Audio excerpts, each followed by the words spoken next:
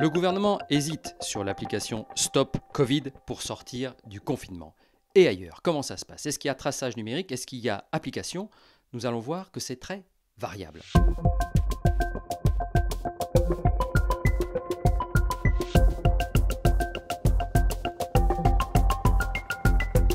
En Israël d'abord. Pas de débat, l'application de surveillance est déjà en place depuis plus d'un mois, pilotée par le ministère de la Santé à Jérusalem, et c'est là, devant le ministère de la Santé, que l'on va tout de suite.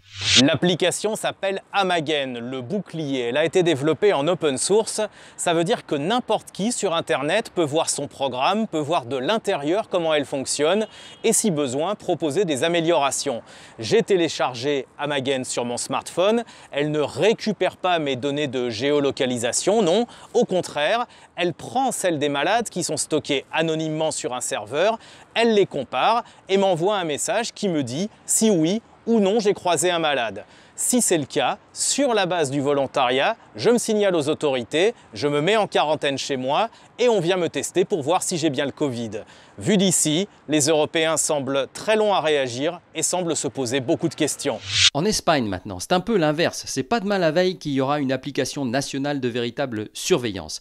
Par manque de moyens, mais pas seulement.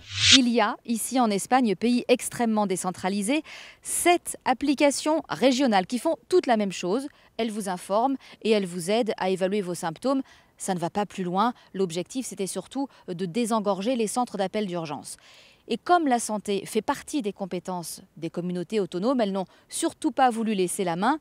Le problème, c'est qu'on n'a pas de vision d'ensemble. On ne peut pas harmoniser les résultats du Pays Basque avec ceux de l'Andalousie ou de la communauté de Valence, là où je me trouve.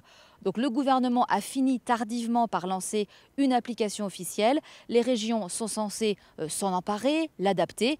Mais pour l'instant, elles ne sont que 5 sur 17 au total à avoir joué le jeu.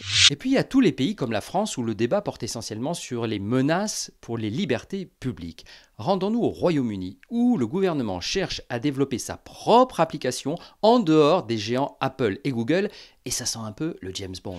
Et ce sont les militaires qui la testent, cette application, sur une base de la Royal Air Force dans le nord du Yorkshire. Sécurité maximum parce que, contrairement aux solutions imaginées par Google et Apple, le système va permettre au gouvernement de centraliser les informations.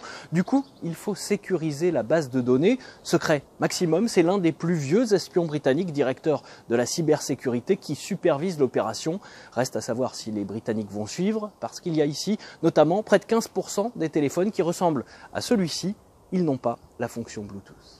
En Allemagne enfin, même débat sur les libertés publiques, mais arbitrage différent. On préfère explorer une application avec Apple et Google parce qu'on se méfie moins des géants du privé que d'une centralisation des données par un État central. Pour bien comprendre cette position allemande et pourquoi finalement ils craignent plus la surveillance étatique plutôt que de confier leurs données à Apple ou Google, il faut rappeler l'histoire. L'histoire récente du pays, c'est 2 dictatures, un régime nazi et puis un régime qui s'est achevé il y a seulement 30 ans dans cette partie de l'Allemagne, en Allemagne de l'Est, le régime de la RDA. C'était un régime policier et leur outil s'appelait la Stasi pour surveiller les Allemands. Et ça, c'est encore dans toutes les têtes, il faut l'avoir nous aussi en tête pour les comprendre.